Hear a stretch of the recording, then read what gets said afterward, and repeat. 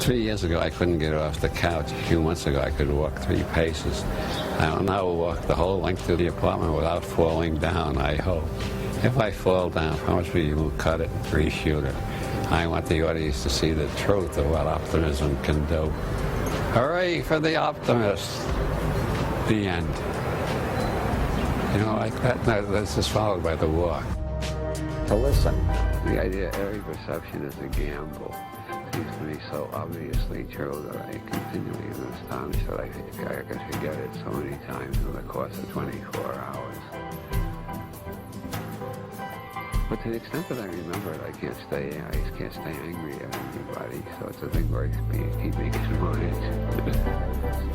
You know what's going on in your own nervous system, what realities you're creating out of the infinite flux of being.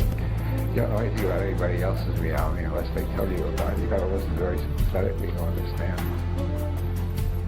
Every model we make tells us how our mind works, as much as it tells us about the universe. These are just human symbolic games. Mm-hmm. The universe itself is big enough. Zen Buddhism and most forms of Buddhism and quantum mechanics, any description of the universe which leaves you out is inaccurate, because any description of the universe is a description of the instrument that you use to take your reading of the universe. And if the only instrument you use is your own nervous system, you got to include your own nervous system in your description of the universe. So, ergo, any model we make does not describe the universe. It describes what our brains are capable of saying at the time.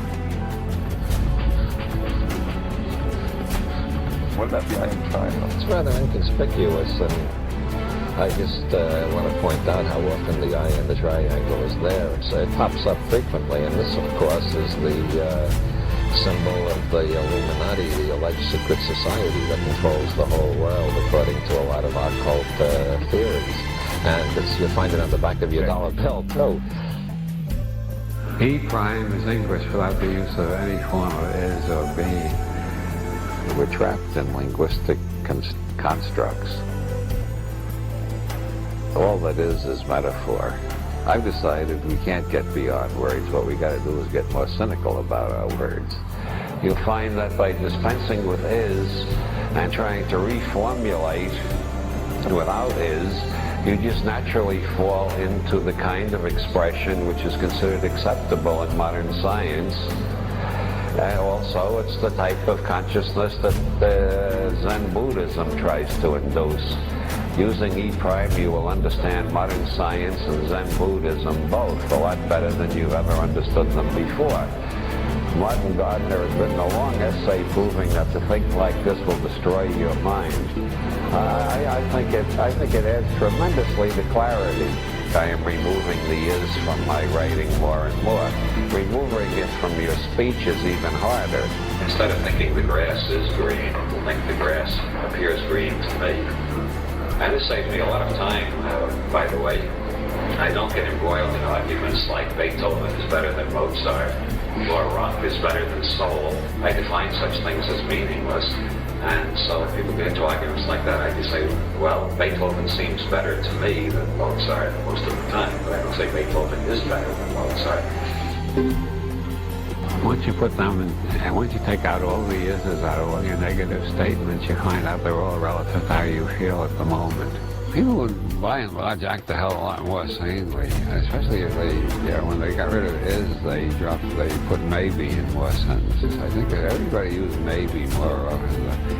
The increase in general sanity would be absolutely, it would seem absolutely astonishing and completely flabbergast everybody. What the hell is we suddenly got a planet full of sane people? When did that start to happen? I didn't even notice. People create a reality experience. The word yoga means unity. Yoga comes from the same root as the English yoke, two things hitched together. And you need a human brain. Dogs see grass differently. You need a human brain and you need the grass hitched together to make the yoga, which we call the greenness of the grass.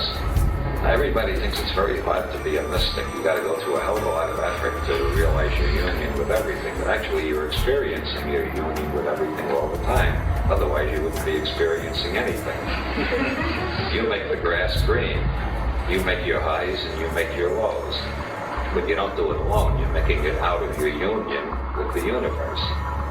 And so everything is a coincidence of contraries. It's a coincidence of you being there and the universe being there. And everything is one at the same time, because there's no green without the grass and there's no green without you. So the greenness is a transaction that ties you